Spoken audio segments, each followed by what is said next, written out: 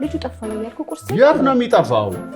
የኔ የለም ኢቢኤስ ቻናል ዋንን ማስጠንቀቁ ተነገረ። ኢቢኤስ ቴሌቪዥን በስንቱ ድራማ የቅጂ መብት ጥሰትን በማስመልከት ለቻናል ዋን ኢትዮጵያ ጠንከር ያለ ማስጠንቀቂያ ሰጥቷል ተብሏል። ኢቢኤስ ህጋዊ ወኪሉ እንደሆነ በገለጸው ሲልቨር ስፕሪንግ ፕሮዳክሽን እና ፕሮሞሽን በኩል ቻናል ዋን ጣቢያን በስንቱ ሲትኮም ድራማ ላይ የቅጂና ተዛማጅ መብቶች ጥሰት እየፈጸመ መሆኑን ጠቁሟል። ድርጅቱ በጻፈው ደብዳቤ እንዳመለከተው በስንቱ ወይም ነጸብራቅ በሚል ስም የሚጠራው ተከታታይ ድራማ ባለቤትና ኤክስኪዩቲቭ ፕሮዲውሰር ኢቢኤስ መሆኑን ገልጿል። ይህ የኦዲዮ ቪዥዋል ስራ በኢትዮጵያ አእምሯዊ ንብረት ጽሕፈት ቤት ተመዝግቦ ህጋዊ ጥበቃ የሚደረግለት መሆኑን አመልክቷል።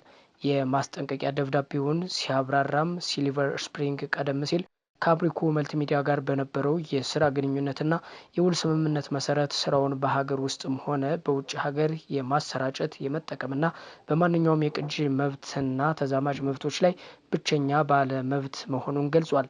ይሁን እንጂ ቻናል ዋን ኢትዮጵያ ድራማውን በጣቢያው ለማሰራጨት ዝግጅት እያደረገ መሆኑን በተለያዩ መንገዶች ማወቁን የገለጸው ሲልቨር ስፕሪንግ ይህ ድርጊት በህግ ጥበቃ የተሰጠውን መብት የሚጥስና የማይተካ ጉዳት የሚያደርስ መሆኑን አስገንዝቧል።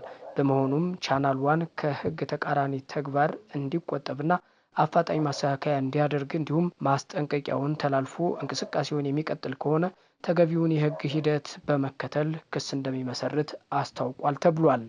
በአክሱም ከተማ በመስገጃ ስፍራ ላይ ጥቃት መፈጸሙና ቁርአን መቀደዱ ተሰማ። በአክሱም ከተማ ሚያዝያ 2 ቀን 2018 ዓ.ም የጁምዓ ሰላትን ተከትሎ በሰላማዊ ሰጋጆች ላይ የጅምላ ድብደባ መፈጸሙና ቅዱስ ቁርአን መቀደዱ ታውቋል። ድርጊቱ በከተማዋ ከፍተኛ ተቃውሞና ውጥረት ቀስቅሷል ተብሏል።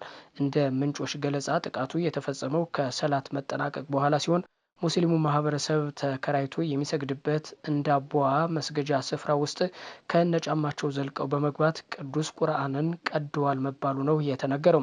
ከዚህ ባለፈ በመስገጃ ስፍራው ውስጥ የነበሩ ኢማሞችንና ምዕመናንም በዱላና በድንጋይ በጅምላ ደብድበዋል።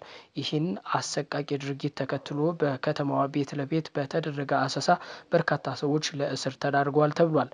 በደረሰባቸው የጅምላ ድብደባና የድንጋይ ውርወራ ምክንያት 8 ሰዎች በጽኑ ቆስለው ሆስፒታል ገብተዋል።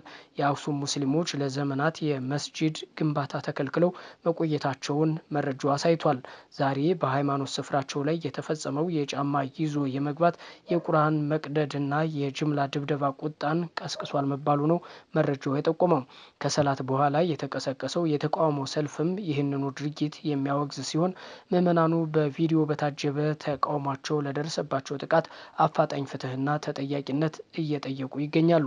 በአሁኑ ወቅት በታሪካዊቷ የአክሱም ከተማ ከፍተኛ ውጥረት የነገሰ ሲሆን በተፈጸመው ድርጊት ዙሪያ እስካሁን ከከተማው አስተዳደርም ሆነ ከክልሉ መንግስት የተሰጠ ይፋዊ ምላሽ የለም ሲል ሀሩን ሚዲያን ዋቢ አድርጎ ዳጉ ጆርናል ዘግቧል።